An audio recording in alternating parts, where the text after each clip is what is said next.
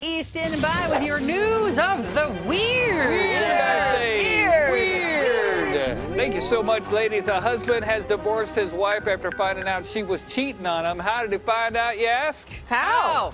Google Maps, of course. Oh, what? The man was checking the best way to get to a bridge in Lima, Peru, when he spotted someone who looked a little familiar. He saw the woman sitting on a bench, stroking the hair of a man who was lying with his head in her lap. Oh, heck He first noticed the woman's clothes were identical to those of his wife. He looked closer and realized it was her. When confronted with the image, the wife confessed and divorce papers were filed. I bet they were. Oh, wow. No. I thought that Google image of my wife looking through the fence at my neighbor's yard was bad, but no. I forgot about it. That was so funny. A viral video has earned the New York man the title of Pied Piper of raccoons.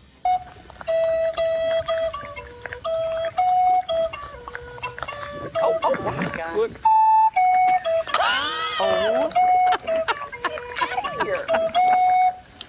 What do you call a herd of raccoons? Shows Eddie Lawrence playing his flute on the side of the road as dozens of raccoons emerge from the woods and form an audience around him. As you can see, the usually shy creatures seem mesmerized by the music.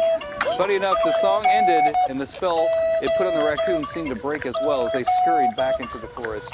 Lawrence says the song he played was a traditional Native American tune called, ironically, the Raccoon Dance. Well, no wonder they all. Well, yeah. By the way, Lisa, want to know what do you call a group of raccoons? What? It's called some raccoons. I'm not kidding. Really?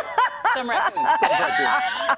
Not a gaggle. No. Not a band. pride. Not a herd. Just some. Some raccoons. The next time you have a hard day at work, why not go pick up an axe? Huh? What? Not for people that work in this building. Yes, there's a new business in Los Angeles that lets customers throw axes to relieve their stress. The owner of the business encourages people to come on in, put down their phone, bury the hatchet, so to speak. Yeah. The business is also popular for hosting divorce parties. You can just throw your axe, focus on that technique. Your focus is completely taken away. That's why, taken away from the phone. That's why I think it's such a great thing to do, even just after a hard day of work. Yeah, it's not good to look at your phone and scroll and throw an axe at the same time. The owner says she often gets asked if a face or a picture could be put in the targets, to which she politely says, no. That was my question. No. And that concludes your news of the week. That was definitely weird. You go online and you find your wife stroking some guy's hair on the workbench.